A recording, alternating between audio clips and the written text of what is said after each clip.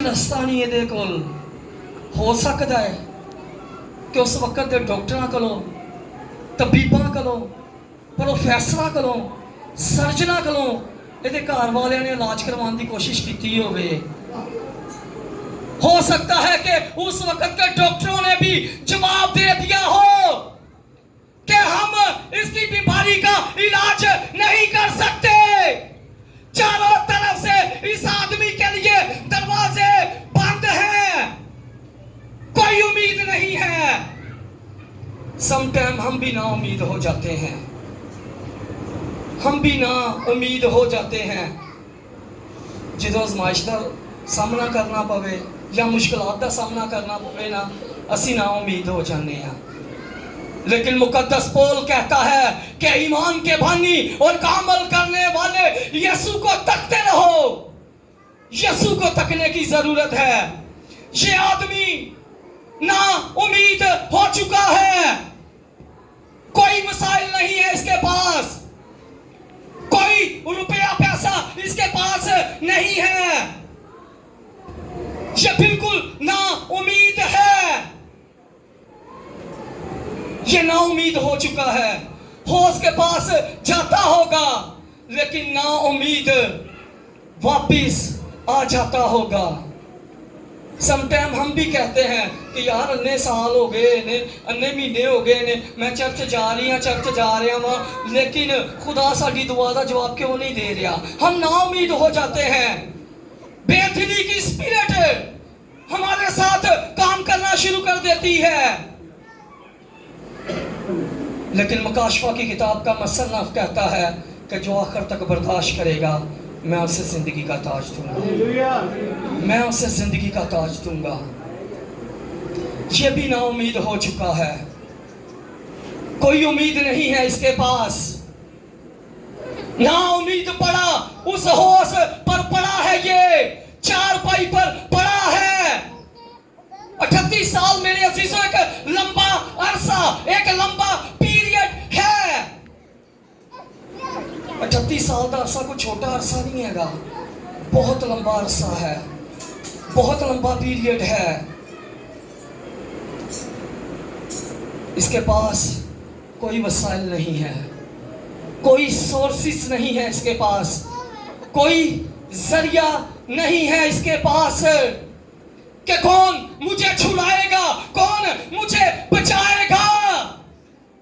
कि एक दिन वो कलमा जो मेरे और आपके लिए मुजस्सम हुआ था उसकी टहनी तरफ आ खड़ा हुआ,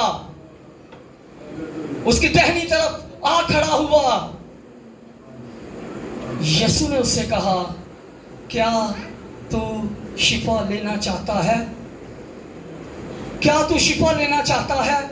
यीशु ने उसके साथ सवाल किया।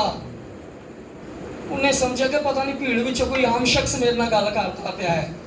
उस 38 साल वाले बीमार को यह नहीं पता कि आका इनामदार उसके पास आ गया है।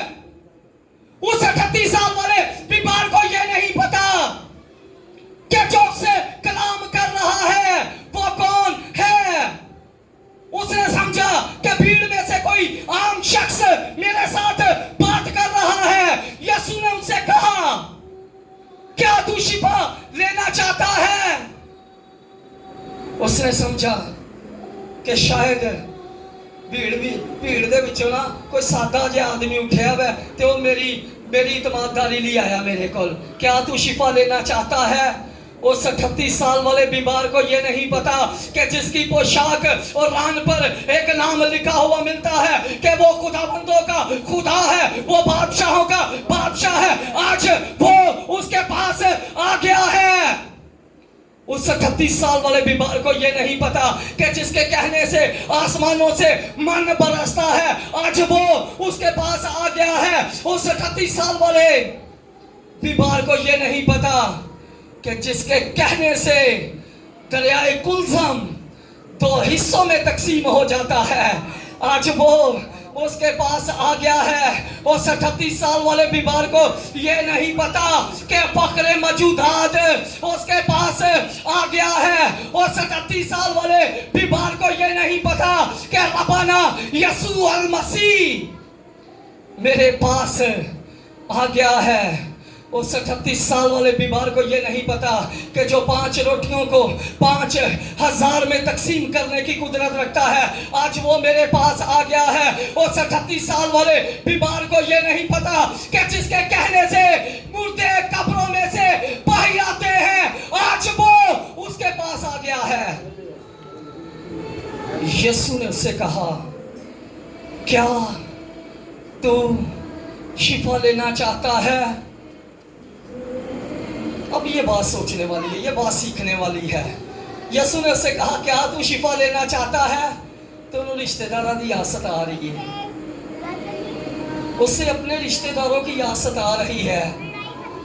उसका आंसर पता क्या था? उसका जवाब पता क्या था? कि मेरे पास कोई आदमी नहीं है। उसके कहने का ये मतलब है कि मेरे पास कोई रिश्तेदार मेरे पास नहीं है।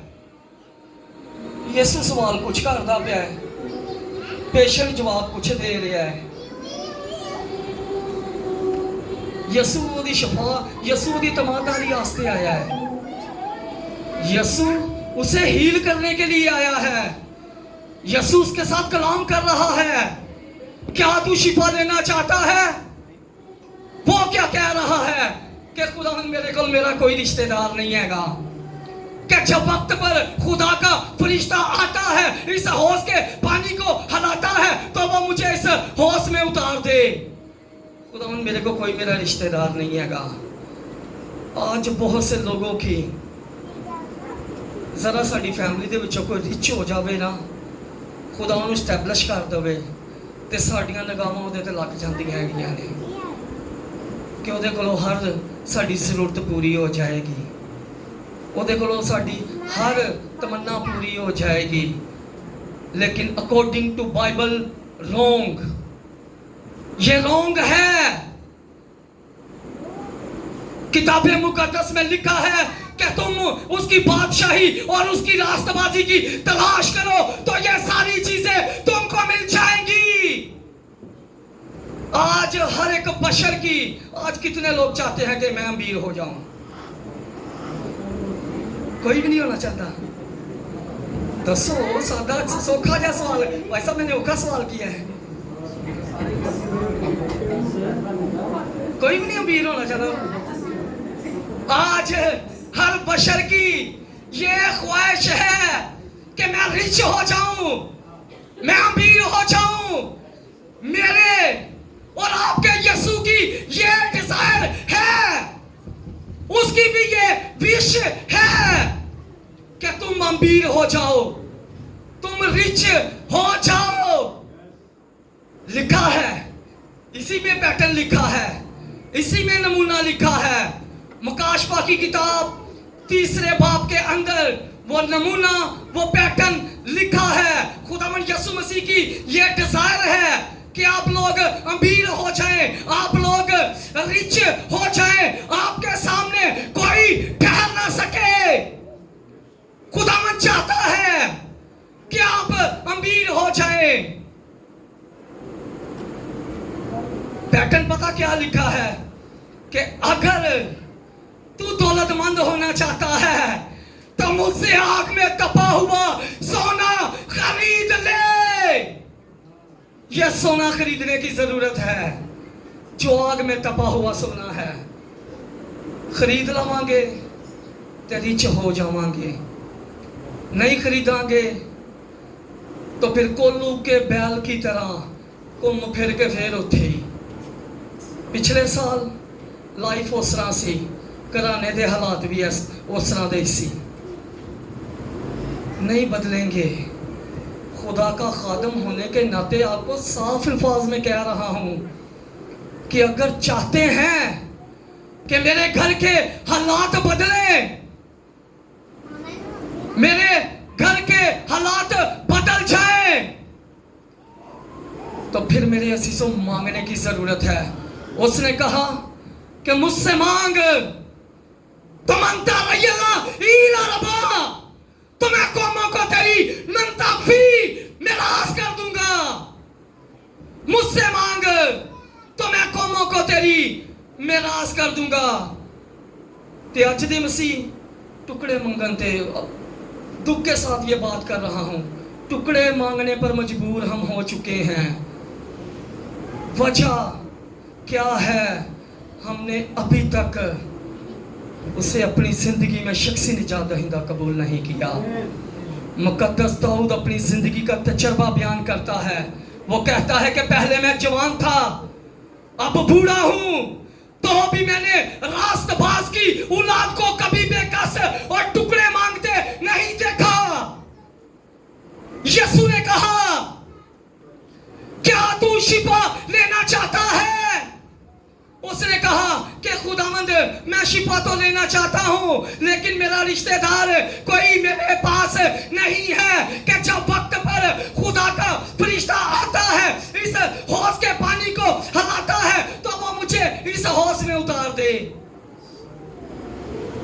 मुझे इस हौज में उतार दे।